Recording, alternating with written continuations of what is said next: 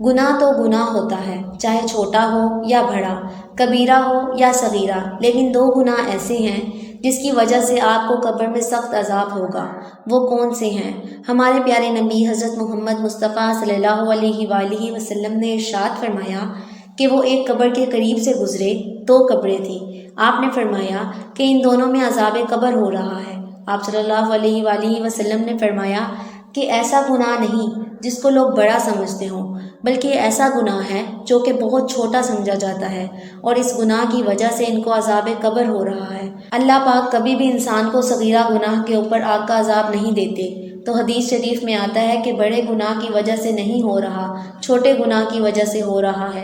آپ صلی اللہ علیہ وآلہ وسلم نے فرمایا کہ ان دونوں قبروں کے اندر ان دونوں اشخاص کو ایسے دو بڑے گناہوں کی وجہ سے عذاب ہو رہا ہے جن کو یہ چھوٹا سمجھتے تھے۔ ان میں سے ایک یہ پیشاب سے نہیں بچتے تھے، پیشاب سے احتیاط نہیں کرتے تھے۔ اسلام میں طہارت کی بہت عزت ہے۔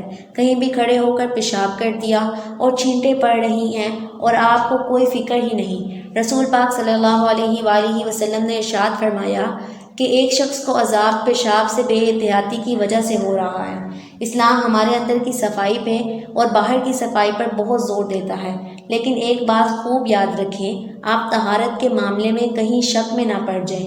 واش روم کے اندر اتنا تھوڑا سا خیال کریں کہ آپ کو چھینٹیں نہ پڑیں۔ کھڑے ہو کر پیشاب کرنا بھی غلط ہے۔ جو لوگ ایسا کرتے ہیں ان لوگوں کو روکا گیا ہے۔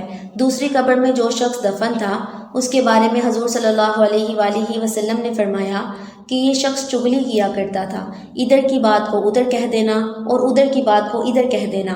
اس پر اسی لیے عذاب قبر ہو رہا ہے۔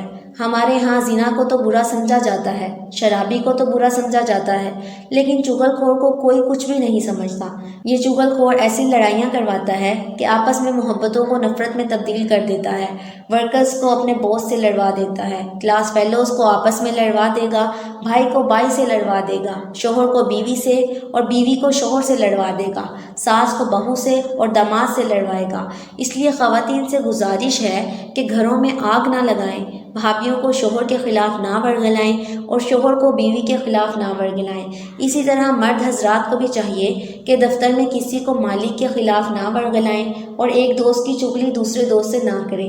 اللہ پاک قرآن مجید میں فرماتے ہیں، لوگ اکثر جب سرگوشی کرتے ہیں، جبکہ چپکے سے بات کرتے ہیں تو اس میں اکثر خیر نہیں ہوتی۔ کھلے عام جب بات ہوتی ہے تو اکثر خیر کی باتیں ہوتی ہیں، جیسے بہت سے ہمارے علماء کرام بہت اچھی اچھی باتیں کرتے ہیں، کھلے عام کرتے ہیں، کیونکہ وہ اللہ کے دین کو پھیلا رہے ہیں۔ اور اگر یہی علماء کرام ایک شخص کو سائڈ پر لے جا کر اس کے کان میں کچھ کہیں، آپس میں بات کریں، تو اس کے آس پاس جتنے بھی لوگ ہوں گے وہ دیکھ رہے ہوں گے، ان کو لگے گا کہ مولانا صاحب اور فلاں شخص آپس میں کیا باتیں کر رہے ہیں، کہیں ہمارے خلاف تو بات نہیں ہو رہی۔ جب ایک بہن بڑے مجمع میں بیٹھی بھابھی کے بارے میں بتا رہی ہو کہ ہماری بھابھی چاند جیسی ہے، بہت زبردست، بہت خوبصورت ہے، لیکن جب بھائی کو سائڈ پر بلائے گی تو اس کے کان میں کوئی بھی بات کرے تو فوراً اس کی بھابھی یہی سمجھے گی کہ ضرور میرے بارے میں یہ باتیں کر رہی ہیں۔ اسی طرح اگر ساس کو سائڈ پر لے جا کر اس سے بات کی جائے،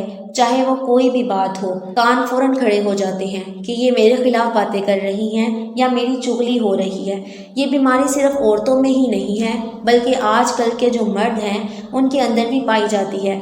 بہت سے مرد ایسے ہیں جو آفس کے اندر بھی ایک دوسرے کی چغلیاں کیا کرتے ہیں۔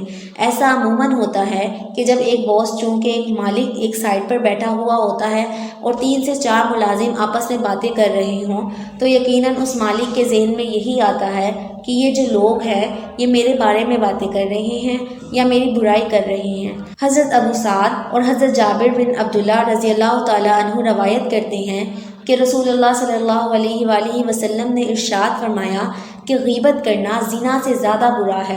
صحابہ اکرام رضی اللہ تعالیٰ عنہ نے عرض کیا، یا رسول اللہ صلی اللہ علیہ وآلہ وسلم، غیبت کرنا زنا سے زیادہ برا کیسے ہے؟ رسول اللہ صلی اللہ علیہ وآلہ وسلم نے ارشاد فرمایا، آدمی اگر زنا کر لیتا ہے تو پھر توبہ کر لیتا ہے، اللہ تعالیٰ اس کی توبہ کو قبول فرما لیتے ہیں، مگر غیبت کرنے والے کو جب تک وہ شخص معاف نہ کر دے جس کی اس نے غیبت کی ہے، اس وقت تک اللہ کی طرف سے اسے معاف نہیں کیا جاتا۔ ایسی بہت سی احادیث پائی جاتی ہیں جو غیبت سے متعلق ہیں، تو ہمیں بچنا چاہیے چغل خوری سے اور کھڑے ہو کر پیشاب کرنے سے۔